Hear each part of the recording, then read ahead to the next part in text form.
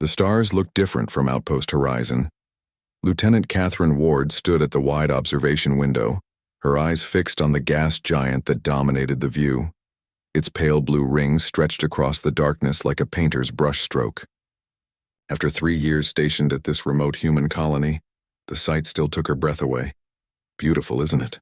Admiral Frank Miller's voice came from behind her. Catherine straightened her back and turned. Yes, sir, I never get tired of it. Admiral Miller joined her at the window. His weathered face showed the marks of a man who had carried humanity's greatest secret for decades. At 62, he had overseen the expansion of human colonies across 3 star systems, all without alerting a single alien civilization to their presence. The council meeting went well, Miller said, his eyes still on the gas giant. Your quantum dampening technology is working perfectly. We're invisible to anyone who might be watching. Catherine nodded.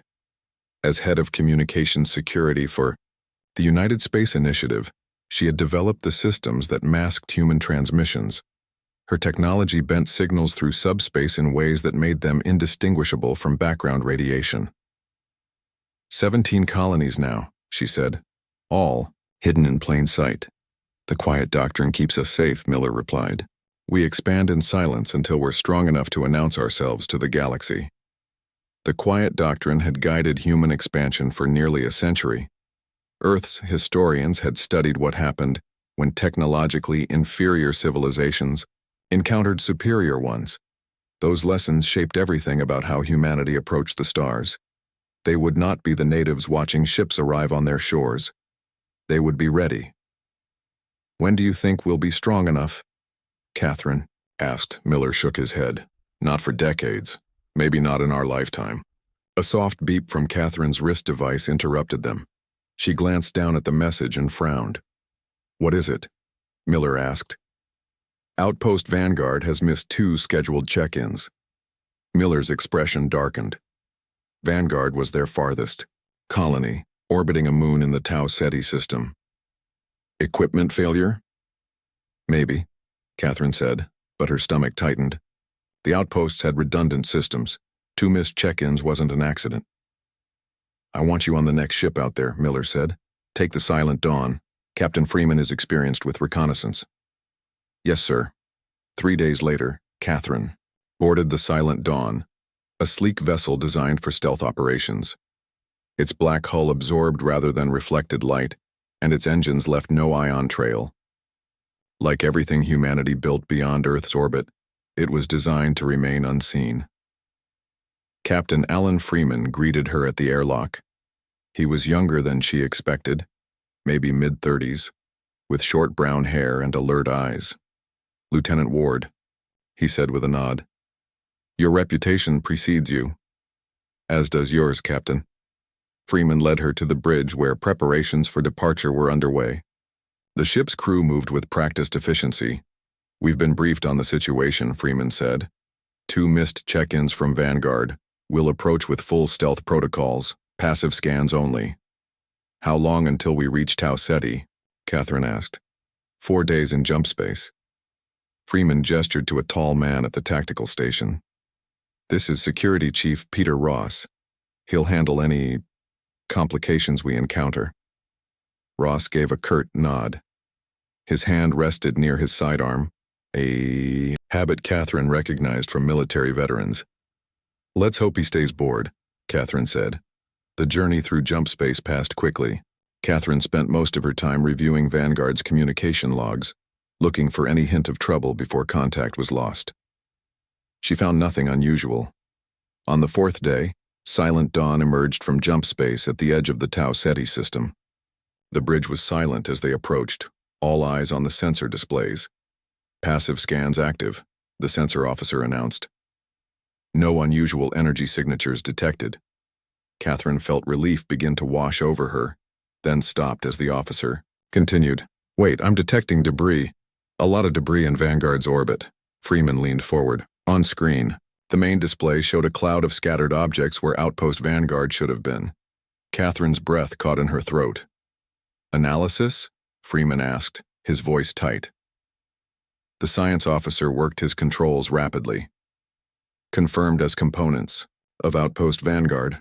The pattern suggests this wasn't an accident, Captain. Magnify, Freeman ordered. The screen zoomed in on larger pieces of debris. Catherine could see the clean edges where metal had been cut or melted. Those are weapon signatures, Ross said quietly. Precision energy weapons. Freeman turned to Catherine. We're not alone anymore. The bridge fell silent as the implications sank in. For nearly a century, humanity had believed they were expanding. Unnoticed, that illusion was now shattered. Can we recover any data cores? Catherine asked. We need to know what happened here. Freeman nodded to Ross. Prep a recovery team. Full stealth protocols. Hours later, the recovery team returned with a partially intact data core. Catherine worked through the night to extract its information. When she was done, she called Freeman and Ross to her temporary lab. I have the last sensor logs, she said, her voice hoarse from exhaustion. Watch. The screen showed Vanguard's external camera feed. For several minutes, nothing happened. Then, without warning, 3 objects appeared near the outpost. They seemed to fade into existence rather than arrive. They didn't come out of jump space, Ross noted. They just appeared. The objects were unlike any ships Catherine had seen. They had no visible engines, no clear front or back. They moved with unnatural precision, surrounding the outpost. The feed showed energy beams cutting through Vanguard's outer sections. There was no communication, no demands, just swift, efficient destruction. They knew exactly where to hit us, Ross said. The feed ended as the camera was destroyed. We need to get this back to Earth, Freeman said. Now. 2 days later, they presented their findings to the USI Council on Earth. Director Elizabeth Morgan, the civilian head of the USI, looked grim as she reviewed the data. We've kept ourselves hidden for a reason, she said. We weren't ready for contact. With respect, Director, Catherine said, it doesn't appear we were given a choice. Admiral Miller stood at the window of the council chamber, looking out at the Tokyo skyline. The quiet doctrine has failed, he said. We've been discovered. And whoever found us, Freeman added, has declared war without a single word. Morgan looked around the table. Recommendations? We alert all outposts, Miller said. Increase security protocols. Begin evacuating non-essential personnel back to Earth. And then? Morgan asked. Miller turned from the window, his face set with determination. Then we find out who attacked us and why. Humanity built its empire in secret. Now we need to defend it in the open. Catherine thought about the strange ships that had appeared from nowhere. Humanity had feared making contact before they were ready. Now she wondered if they would ever have been ready for what waited among the stars. 6 weeks after the discovery at Tau Ceti, the silent dawn hovered at the edge of the Proxima Centauri system. Catherine stood on the bridge, watching the main screen as Captain Freeman briefed the crew. Our mission is simple, Freeman said. Monitor and report. No engagement unless absolutely necessary. The United Space Initiative had changed its protocols since the attack on Outpost Vanguard. Every ship now carried enhanced sensors designed to detect the strange energy signatures of the alien vessels.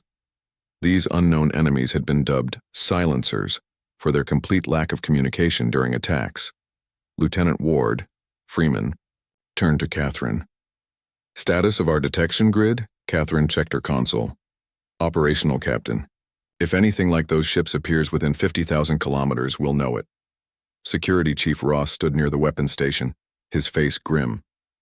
The Silent Dawn had been retrofitted with new defensive systems, but nobody knew if they would work against the silencer technology. Begin standard patrol route, Freeman ordered. The ship moved slowly through the outer reaches of the system.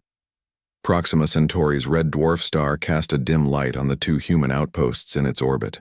Outpost Pioneer and Outpost Frontier had doubled their security forces since the attack. 8 hours into their patrol, Catherine's console beeped. She straightened in her seat. Captain, I'm detecting an energy fluctuation.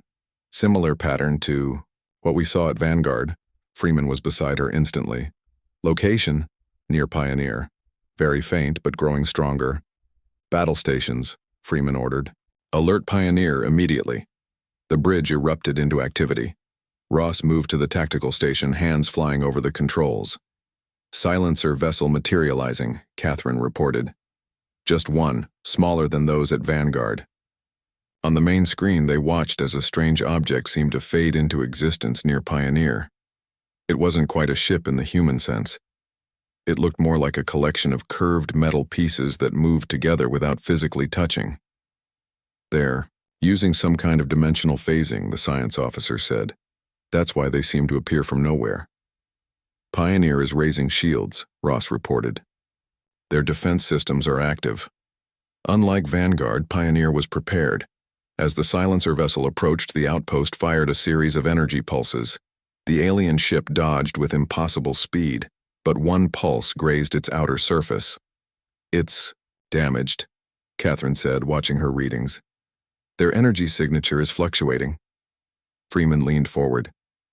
Now we have a choice. We can stay hidden, or we can help. Ross turned from his station. If we engage, we risk the Dawn. We're not a warship. If we don't, we risk Pioneer, Catherine countered, and we lose a chance to learn about them. Freeman nodded. Tactical approach. Bring weapons online. We'll try to drive it away from the outpost. The Silent Dawn moved out of its hiding position. Its engines glowed as it accelerated toward the battle. The silencer hasn't detected us yet, Catherine said. We still have the element of surprise. Target their damaged section, Freeman ordered. Fire when ready. The Silent Dawn's weapons fired, striking the silencer vessel precisely where it had already been damaged. The alien ship spun, parts of its structure separating briefly before pulling back together. Direct hit, Ross confirmed. They're turning toward us now. The silencer vessel changed direction with unnatural speed. It fired an energy beam that the Dawn barely avoided. Evasive maneuvers, Freeman ordered. Keep firing at the damaged section. For the next 10 minutes, the Silent Dawn danced around the silencer vessel. The human ship was more agile but less powerful. Each hit they landed seemed to cause the alien ship more difficulty. Their structure is becoming unstable, Catherine reported. I think we're affecting whatever field holds them together. Suddenly, the silencer vessel stopped moving. Its sections began to spin independently, faster and faster. Energy buildup detected, Ross warned. They're either going to jump away or... Brace for impact, Freeman shouted. The silencer vessel exploded. In a flash of blue-white light, the Silent Dawn rocked violently as the shockwave hit. Damage report, Freeman called when the ship stabilized. Minor hull damage, the engineering officer replied. All systems functional. Catherine stared at her readings in disbelief. Captain, there's something still out there. A piece of the silencer ship intact. Freeman looked at the screen. A single curved section of the alien vessel drifted in space. Can we bring it aboard? He asked. Ross frowned. It could be dangerous. It could also give us answers, Catherine said. After careful scanning, they determined the fragment was inactive. A retrieval team brought it into a shielded cargo bay. Dr. Kelly Bryant, the ship's xenobiologist, examined the fragment through the containment field. This material isn't like anything I've ever seen, she said. It seems to shift properties when observed from different angles. Catherine noticed something on one edge of the fragment. What's that pattern there? Is that writing? Bryant adjusted the scanner. It could be, or it could be circuitry. Hard to tell the difference with technology this advanced. Freeman received a transmission from Pioneer's commander, who thanked them for their assistance. No lives had been lost in the attack. We may have just escalated a war, Ross said quietly. Or shown that we can defend ourselves, Freeman replied. Catherine studied the alien fragment. I think we need to understand them before we can do either. 2 days later, the Silent Dawn returned to Earth with its prize. The fragment was moved to a secure facility beneath the Mojave Desert. Scientists from around the world gathered to study it. Admiral Miller met Catherine as she exited the facility after her debriefing. Walk with me, he said. They moved through a garden that surrounded the facility's entrance. Desert plants grew in careful arrangements, surviving despite the harsh environment. The council is divided, Miller said. Some want to abandon the outer colonies and focus on defending Earth. Others want to push forward, establish more outposts. What do you think we should do? Catherine asked. Miller stopped beside a flowering cactus. I think we need to understand what we're facing. These silencers attack without warning or apparent reason. Are they territorial? Religious zealots? Or is there something about our technology that threatens them? The fragment might give us answers, Catherine said. Let's hope so. Because, too, more outposts went dark while you were bringing it back. Catherine felt cold despite the desert heat. Where? Both in the Epsilon Eridani system. Same pattern as Vanguard. Miller handed her a datapad. You've been reassigned. You'll be working with Dr. Greg Harrison at Ganymede Research Station. He's our best xenobiologist. To study the fragment? Miller nodded. And to find a way to communicate with them, if possible. We need to know why they're attacking us. And if we can't communicate with them? Catherine asked. Then we need to find their weakness, Miller said. Because this is no longer about staying hidden. This is about survival. As the sun set over the desert, Catherine looked up at the darkening sky. Somewhere out there, an enemy they didn't understand was hunting humanity's secret empire, and time was running out to discover why. Ganymede Research Station orbited Jupiter's largest moon, its white structures gleaming against the darkness of space. Catherine gazed out the viewport of the shuttle as they approached. After 2 months of studying the silencer fragment on Earth, she was eager to join Dr. Greg Harrison's team. First time at Ganymede? Asked the pilot. Yes, Catherine replied. I've been stationed mostly at Outpost Horizon. You'll find things more tense here now, the pilot said. Since the attack started, everyone's on edge. The shuttle docked smoothly with the station. When Catherine stepped through the airlock, a tall man with gray-streaked hair was waiting. He wore a simple lab coat with a USI patch. Lieutenant Ward, he said, extending his hand. I'm Greg Harrison. Catherine shook his hand. Doctor, thank you for having me. Let's skip the formalities, Harrison said as they walked down a curved corridor. I've read your reports on the fragment. Impressive work. Thank you. But we've barely scratched the surface of understanding their technology. Harrison nodded. That's why you're here. We need to figure them out before they destroy everything we've built. He led her into a large laboratory where at least 20 scientists worked at various stations. In the center of the room, inside a containment field, floated the fragment from the silencer ship. We've added more security measures, Harrison explained, noting Catherine's surprise at seeing the fragment there. The field prevents it from phasing out of our reality. You've determined it can do that? Catherine asked. We believe that's how their ships appear and disappear. They exist partially in another dimension. When they want to attack, they phase more fully into our space. Harrison introduced Catherine to his team. Among them was Lieutenant Commander Sofia Martinez, who led the newly formed Tactical Response Division. Martinez has developed an early warning system, Harrison said. It's given us precious minutes of warning before attacks. Not nearly enough time, Martinez said. Her sharp features were set in a permanent frown. But better than nothing. Have there been more attacks? Catherine asked. 3 more outposts hit in the last month, Martinez confirmed. But we managed to evacuate most of the civilians in time, thanks to the warning system. Catherine studied the silencer fragment. May I? Harrison nodded and adjusted the controls to allow her access to the scanning equipment. Catherine had developed theories during her work on Earth, but needed more data to confirm them. After several hours of work, she called Harrison over. Look at this pattern, she said, pointing to her screen. The fragment doesn't just change when viewed from different angles. It's actively shifting even now. Harrison leaned closer. Like it's communicating? Maybe. Or maybe it's trying to reconnect with the rest of its ship. A sudden alarm blared through the station. Martinez quickly moved to a communication panel. Silencer ships detected near Europa Colony, she announced. 3 vessels, approaching fast. Harrison turned to Catherine. This is our chance to gather real-time data. My team has set up sensors throughout the Jupiter system. They moved to a large display screen showing Jupiter and its moons. Europa glowed red, indicating danger. 3 blue dots representing the silencer vessels moved toward it. Europa has been reinforced since the earlier attacks, Martinez said. They have a good chance of fighting them off. Catherine watched intently as the silencer ships approached Europa. Unlike at Vanguard, humanity was ready this time. Energy beams flashed from Europa's defense platforms. One silencer ship took a direct hit and spun away, damaged. They're targeting the infrastructure, not the habitats, Catherine noted. Same pattern as before. Harrison nodded. They've never directly targeted civilians. They destroy power systems, communications arrays, defense platforms. It's like they're trying to disable us, not exterminate us. The battle continued for 20 minutes. One silencer ship was destroyed.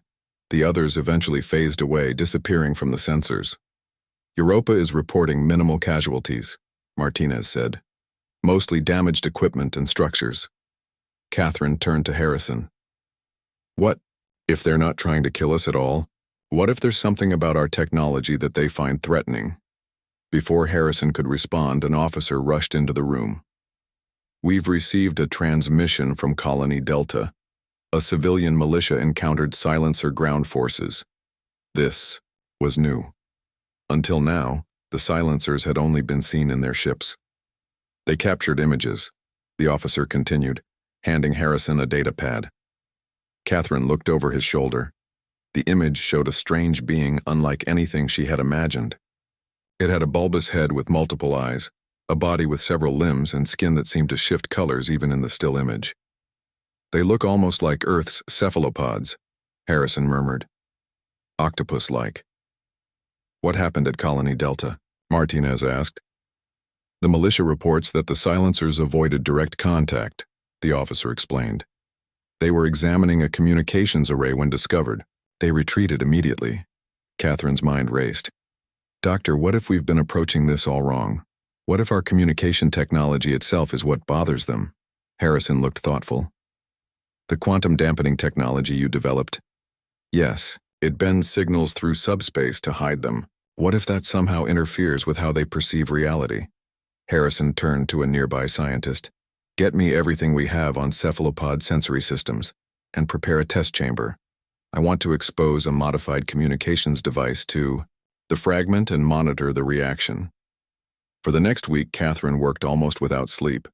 She adjusted a standard communications array to broadcast on different frequencies, then tested the fragment's reactions. The results were startling. Look at this, she told Harrison, showing him the data. When we broadcast using quantum dampening, the fragment becomes highly agitated. Its molecular structure vibrates at dangerous levels. And without the dampening? No reaction at all. It's as if the dampening technology is painful to them somehow. Harrison called an emergency meeting with Martinez and the station's commander. We may have found the reason for the attacks, he explained. Our stealth technology could be harming them without us realizing it. So our efforts to remain hidden actually made us a target, Martinez said. It seems that way, Catherine agreed. We need to test this theory. If we could modify an outpost's communication system to broadcast in a way they can detect clearly, maybe they wouldn't see it as a threat. The station commander frowned. That's a big risk. If you're wrong, we'd be making ourselves an easier target. But if I'm right, we might stop the war before it goes any further. After hours of debate, Admiral Miller approved a test. Outpost Echo, a small research station in the outer reaches of the solar system, would have its communication systems modified. All personnel except for essential staff were evacuated. Catherine supervised the modifications herself. The quantum dampening was turned off, and instead they broadcast a simple mathematical sequence, a universal language that might be understood by any intelligent species. 3 days later, a silencer ship appeared near Echo. Everyone watched anxiously from Ganymede as the alien vessel approached the outpost. They're scanning it, Martinez reported, but not attacking. The silencer ship circled Echo for nearly an hour. Then, surprisingly, it broadcast a signal of its own, a variation of the mathematical sequence Echo had been transmitting. "They're responding," Catherine whispered. "They're actually talking to us." Harrison squeezed her shoulder. "This could be the breakthrough we need." As they watched the first real communication with the silencers unfold, Catherine felt a glimmer of hope. Perhaps humanity's secret empire wouldn't have to fight for its survival after all. Perhaps understanding, not weapons, would be their salvation. The success at Outpost Echo changed everything. Within days, Admiral Miller authorized a bold new operation called Lighthouse. Its goal was to establish communication with the silencers across all human settlements. Catherine sat in a crowded briefing room on Earth's lunar base. Representatives from every colony were present, either in person or via secure hologram. The tension in the room was thick. "Operation Lighthouse will coordinate our efforts across all settlements," Admiral Miller explained. "We'll use Lieutenant Ward's modified communication systems to send peaceful signals to the silencers." A colony administrator raised his hand. "What if they interpret this as weakness? What if they attack with greater force?" "That's a risk," Miller admitted. "But continuing as we are guarantees more destruction. Lieutenant Ward's discovery gives us a chance for peace." Catherine stood and addressed the group. "The silencers aren't attacking us out of hatred. They're responding to what they perceive as an attack from us. Our quantum dampening technology causes them pain." Dr. Harrison added, "They experience reality differently than we do. They can perceive multiple dimensions at once. Our technology interferes with that ability." Not everyone was convinced, but the alternative, all-out war with a technologically superior species, was worse. Operation Lighthouse was approved. For 2 weeks, Catherine worked with teams across the solar system to modify communication arrays. Each settlement would broadcast the same mathematical sequence that had worked at Echo, creating a network of lighthouses that the silencers could see and understand. On the day the operation went live, Catherine joined Captain Freeman aboard his new ship, the battlecruiser Defiance. Though they hoped for peace, the military wasn't taking chances. "All settlements report ready," Freeman said, looking at the status board. "Lighthouse is active." Catherine nodded, her heart racing. "Now we wait and see if they respond." For 3 days, nothing happened. No silencer ships appeared. No attacks occurred. The silence was almost worse than conflict. On the 4th day, sensors detected a silencer ship near Saturn. It was alone, and moving slowly, not in an attack pattern. "It's a scout," Freeman said, "probably checking if our signal is genuine." "Or a trap," added Security Chief Ross, who had transferred to the Defiance with Freeman. Catherine watched the sensor readings closely. "It's broadcasting the same mathematical sequence we are. It's trying to communicate." Freeman made a bold decision. "We're going to meet it." The Defiance moved toward Saturn, maintaining a non-threatening distance from the silencer vessel. For hours, they exchanged simple mathematical signals, gradually building a rudimentary form of communication. "I think they're inviting us closer," Catherine said, analyzing the latest signal. "It could be a trap," Ross warned again. Freeman considered. We came here to establish contact. Let's do it." The Defiance moved cautiously closer to the silencer ship. Suddenly, the alien vessel emitted a strange energy field that enveloped a small area between the two ships. "What is that?" Freeman demanded. Harrison, who was monitoring from Ganymede, responded via comlink. "It appears to be a stabilized space. A meeting ground. I think they're inviting us to send over representatives." Freeman looked at Catherine. "You understand them better than anyone. Will you go?" Catherine swallowed hard. "Yes, but not alone." Ross volunteered immediately. "I'll go with her." They boarded a small shuttle equipped with the modified communication system. As they approached the energy field, Catherine felt both terror and excitement. They were about to make history, the first humans to directly meet the silencers. The shuttle entered the field. Inside, the laws of physics seemed slightly altered. Colors were more vibrant, and movement felt fluid as if they were partially in water. A section of the silencer ship opened. A single being emerged, moving with graceful undulations through the strange environment. Up close, the silencer was even more alien than the images had suggested. Its skin shifted through colors and patterns in what Catherine recognized must be their natural form of communication. Catherine activated the shuttle's external speaker. "We come in peace. We wish to understand." The silencer responded by changing its skin patterns rapidly. A computer in the shuttle attempted to analyze the patterns based on the mathematical exchanges they'd had. "It's saying something about pain and silence," Ross translated, looking at the readout. Catherine had an idea. She took a small communications device from her pocket, one using the old quantum dampening technology, and showed it to the silencer. Then she activated it. The effect was immediate. The silencer recoiled, its skin flashing red and black patterns. Catherine quickly shut off the device. "I'm sorry," she said, even though she knew the being couldn't understand her words. "We didn't. No, it hurt you." She took out another device, one modified according to her new understanding, and activated it instead. This time, the silencer's pattern shifted to blue and green. It moved closer, examining the device with obvious interest. "It doesn't hurt them," Catherine said to Ross. "They can perceive it clearly." The silencer extended a tentacle-like limb, gently touching the device. Then it retreated to its ship, returning moments later with an object of its own, a small, curved piece similar to the fragment they had been studying. The silencer placed the object next to Catherine's device. When both were active together, they created a holographic display between them, a crude but functional translation system.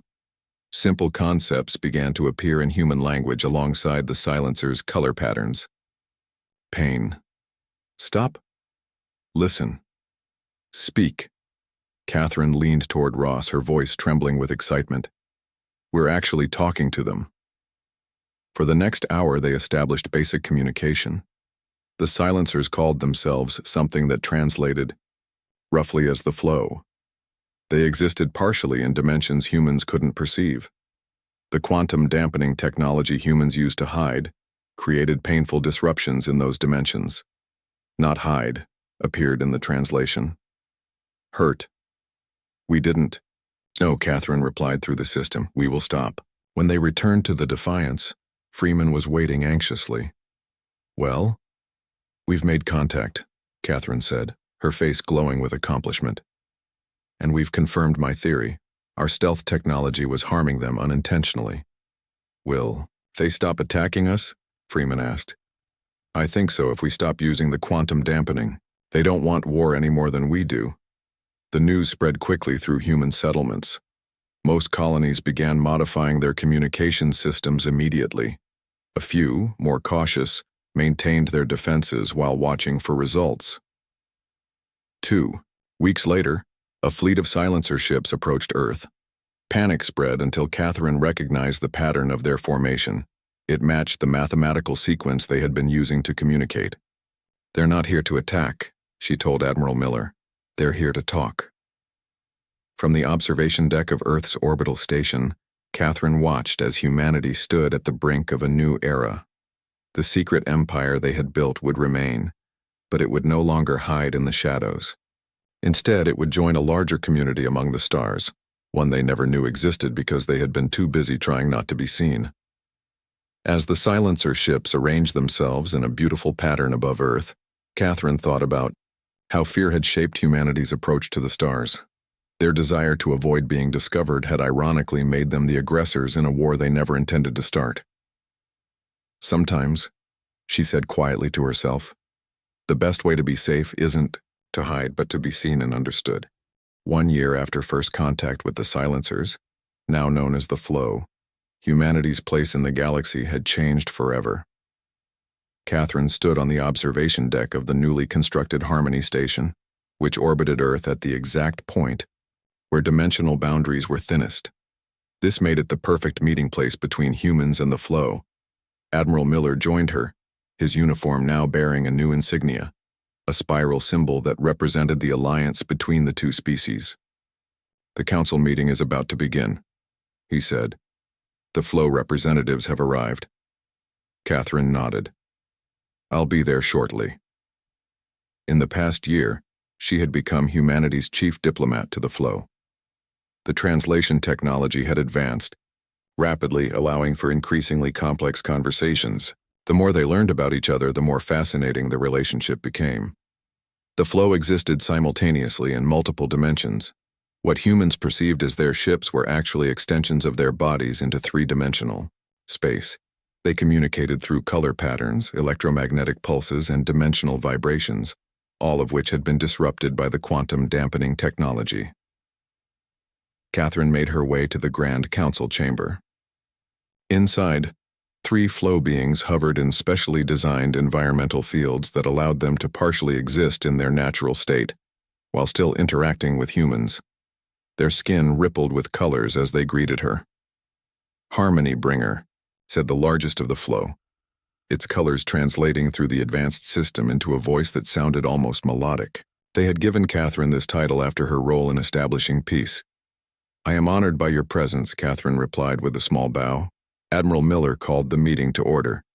Representatives from all human colonies were present, along with the flow delegation. The topic today was crucial: the official treaty that would formally end hostilities and establish guidelines for future interaction. "This treaty represents a new beginning," Miller said. "Not just peace after conflict, but the start of humanity's participation in a larger galactic community." The lead flow representative, who had taken the name Azure for human interaction, spoke next. "The pain giving is ended. The song space is clear again. We flow together now, not against." Catherine had learned that song space referred to the dimensional planes where the flow primarily existed. Human technology had created what they perceived as painful, discordant noise in their reality. The treaty itself was surprisingly simple. Humans would continue to modify their technology to be detectable by flow senses. The flow would recognize humanity's right to colonize certain systems. Both species would share knowledge and technology to benefit each other. But the most surprising revelation had come 3 months earlier when Azure revealed that there were 5 other spacefaring species in nearby systems. "All sing in song space," Azure had explained. "All hear each other. Only humans were silent and pain-giving. We thought you were space cancer, growing without pattern or purpose."